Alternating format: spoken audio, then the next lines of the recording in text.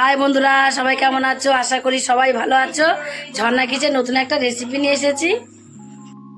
আজকে আমি কাঁচকলা আর আলু দিয়ে আদা জিরে বাটা দিয়ে রুই মাছের ঝোল রান্না করব। কিভাবে রান্না করব তোমরা প্রথম থেকে শেষ পর্যন্ত পুরো ভিডিওটাকে দেখতে থাকো। আর আমি সারাদিন বাড়িতে কী কাজকর্ম করি না করি তোমরা যদি দেখতে চাও তাহলে ঝর্ণা ঘর কোনো একটা চ্যানেল আছে, সেইখান থেকে তোমরা দেখে নিতে পারো। রুই মাছ নিয়ে নিয়েছি, তার জন্য রুই মাছের মধ্যে এবার আমি লবণ আর হলুদ মাখিয়ে দেবো। প্রথমে হলুদ দিয়ে দেবো অল্প করে, আর দেবো লবণ দিয়ে দেবো। লবণ দিয়ে আর হলুদ দিয়ে মাছগুলোকে ভালোভাবে মাখিয়ে নেব। আমি অল্প করে নিয়েছি, তোমাদের যা যেটুকু লাগবে সেটুকু নিয়ে নেবে। মাছগুলোকে এবার আমি এক সাইডে রেখে দেবো। মাছগুলোকে এক সাইডে লবণ মাখিয়ে রেখে দিয়ে এখানে দেখো আমি কাঁচকলাগুলোকে কেটে নিয়েছি। কেটে নিয়ে কাঁচকলার মধ্যে কালো যেন না হয়, অনেক সময় দেখবে কাঁচকলা তরকারি রান্না করলে, ঝোল রান্না করে যাই করানো কালো হয়ে যায়, তার জন্য সামান্য একটু হলুদ দিয়ে দেবো আর জল দিয়ে দেবো। হলুদ দিয়ে আর জল দিয়ে কাঁচকলাগুলোকে একটু ধুয়ে নেবো কষলিয়ে আর একটু ভিজিয়ে রাখবো। ভিজিয়ে তারপরে জলের থেকে পরে উঠাবো। যেইভাবে আমি কাঁচকলাগুলো কেটেছি লম্বা লম্বা করে, সেইভাবে আমি আলুগুলোকেও লম্বা লম্বা করে কেটে নেব। কাঁচা কলাগুলো আমি জলের মধ্যে ভিজিয়ে দিয়েছি। জলে ভিজিয়ে মাছগুলো ভেজে নেব। তার জন্য গ্যাসে একটা কড়াই বসিয়ে দিচ্ছি। কড়াইটা বসে দিয়ে গরম হয়ে গেছে একদম। তারপর আমি তেল দিয়ে দেবো পরিমাণ মতো। তেলটা ভালো মতো গরম হয়ে গেলে মাছগুলো সব দিয়ে দেবো। সব মাছগুলোকে আমি দিয়ে দিয়েছি। এক পিঠ হয়ে যাবে, এক পিঠ ভাজা হয়ে গেলে আরেক পিঠ এইভাবে উল্টিয়ে দেবো। দু পিটিয়ে উল্টিয়ে পাল্টিয়ে ভালোভাবে মাছগুলোকে একটু কড়া করে মাছগুলো ভাজবো। মাছগুলো এখন লাল লাল করে ভেজে নেওয়া হয়ে গেছে। এবার আমি মাছগুলোকে সব তুলে নেব। সব মাছগুলোকে ভেজে তুলে নিয়েছি। তুলে আর একটু সরষের তেল আমি এর মধ্যে দিয়ে দেবো। যে তেলটা আমি দিয়েছিলাম সেটাও গরম হয়ে গেছে। এবার কটা সাদা জিরে, আমি গোটা জিরে দিয়ে দিয়েছি। আর দেবো একটা শুকনো লঙ্কা, একটা তেজপাতা, এখানে এলাচ চিড়ে নিয়েছি, এলাচ দুটো দিয়ে দেবো। দিয়ে ফোড়নটাকে একটু ভেজে নিয়েছি।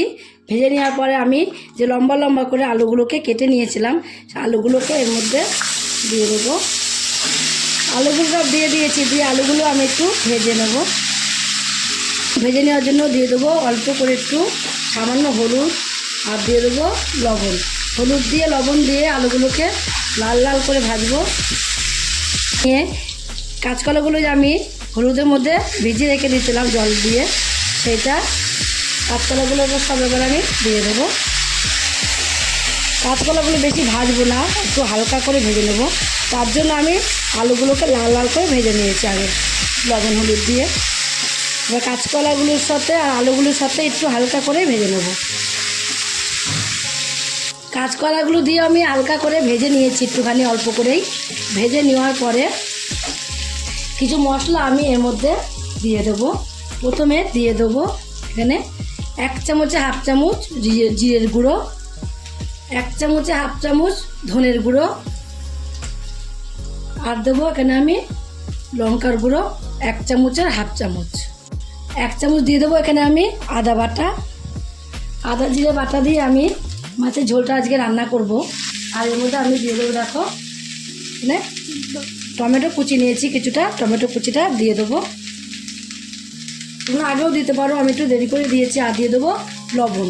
আলুটা যেমন ভাজা করেছিলাম তো লবণ হলুদ দিয়ে ভাজা করেছিলাম, তাও সামান্য লবণ আমি এর মধ্যে দিয়ে দিলাম। লবণটা প্রথমে অল্প দিলেও হয়, কিন্তু যদি বেশি হয়ে যায় তাহলে লবণটা বেশি হয়ে গেলে খাওয়া যাবে না। তার জন্য অল্প করে লবণটা দিয়ে আর দেবো হলুদের গুঁড়ো।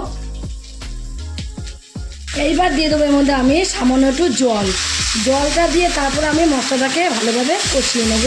দিলে দেখবে খুব সুন্দর মশলাটা কিন্তু কষানো হয়। আর তোমরা যদি জল না দাও তাহলে এক কাজ করবে, জিরের গুঁড়োটাকে আর ধনের গুঁড়োটাকে একটু জলের মধ্যে আগে ভিজিয়ে রাখবে, তাহলে আর জল না দিলেও হবে। স্বাদ বাড়ানোর জন্য এখানে আমি একটু চিনি দিয়ে দেবো, কষানোর আগেই দেবো। তারপরে আমি এবার ভালোভাবে মশলাটাকে কাঁচকলা দিয়ে আর আলু দিয়ে কষিয়ে নেব। কষানো হয়ে গেলে দেখবে একটা তেল বেরিয়ে আসবে। তেল যখন বেরিয়ে আসবে তখনই ভাববে যে মশলাটা কষিয়ে নেওয়া কমপ্লিট হয়ে গেছে। এখানে আমি 3টে কাঁচা লঙ্কা চিড়ে নিয়েছি, কাঁচা লঙ্কা 3টে দিয়ে দেবো। কাঁচা লঙ্কা 3টে আগেই দেওয়া যায়, কিন্তু আগে দেবো না, পরে দিলে কাঁচা লঙ্কার একটা ফ্লেভার, খুব সুন্দর একটা ফ্লেভার আসে, তার জন্য কাঁচা লঙ্কাটা পরেই দিয়েছি। দিয়ে দেখো এখন কিন্তু মশলাটা কষিয়ে নেওয়া আমার কমপ্লিট হয়ে গেছে। যে জলটা আমি দিয়েছিলাম সেই জলটা কিন্তু এখন আর নেই, একদমই শুকিয়ে গেছে জলটা এর সাথে। আর দেখো খুন্তির মধ্যে কেমন তেল লেগে আসছে, তাহলে বুঝবে যে মশলাটা কষিয়ে নেওয়া কমপ্লিট হয়ে গেছে। এবার এর মধ্যে আমি পরিমাণ মতো জল দিয়ে দেবো, যেহেতু ঝোল করব মাছের। এবার আমি একটু ফুটতে দেবো, ঢাকা দেবো না, যেহেতু ঝোল মাছের ঝোল করব, ঢাকা দিলে তেলটা ঢাকনার সঙ্গে অর্ধেকটাই লেগে উঠে যাবে, তার জন্য ঢাকা না দিয়ে এইভাবে একটু ফুটিয়ে নেব। এখন দেখো অনেকটাই ঝোলটা ফুটে গেছে, ভালোভাবে ঝোলটাকে ফুটিয়ে নিয়েছি। আর আলুটাকেও দেখবো ভালোভাবে সিদ্ধ হয়েছে নাকি, আলুটাও সিদ্ধ হয়ে গেছে। এবার আমি মাছগুলো ভেজে রাখা মাছগুলোকে সব এর মধ্যে দিয়ে দেবো। মাছগুলোকে সব দিয়ে দিয়েছি, মাছগুলো দিয়ে একটু ফুটিয়ে নেব, যেন মাছের ভেতরে ঝোলটা ঢুকে যায়, সেভাবে একটু ফুটিয়ে নিতে হবে। মাছগুলোকে দিয়ে আমি ভালোভাবে ফুটিয়ে নিয়েছি আরও কিছুটা সময়। ফুটিয়ে নেওয়ার পরে দেখো এখন কিন্তু একদমই মাছের ঝোলটা আমার রেডি হয়ে গেছে বা কমপ্লিট হয়ে গেছে। এবার নামানোর আগে আমি একটু শাহি গরম মশলা দিয়ে দেবো, অল্প করেই দেবো। শাহি গরম মশলা অল্প দিলেই প্রচুর গুণ, এত সুন্দর স্বাদ হয়। অল্পটা দিলে না দিলে তোমরা খেলে বুঝতে পারবে না যে শাহি গরম মশলাটা কতটা ভালো লাগে খেতে, তরকারি টেস্টটা অনেকটাই বাড়িয়ে দেয়। শাহি গরম মশলা দিয়ে এভাবে একটু আমি মিশিয়ে নেবো, আর সামান্য একটু ফুটিয়ে নেবো, যেন পুরো ঝোলের মধ্যে গরম মশলার গন্ধটা চলে আসে। এমনি চলে আসে অল্পতে ফুটালেই, কিন্তু একদম এখন দেখো একদমই কমপ্লিট হয়ে গেছে। এবার আমি নামিয়ে দেবো।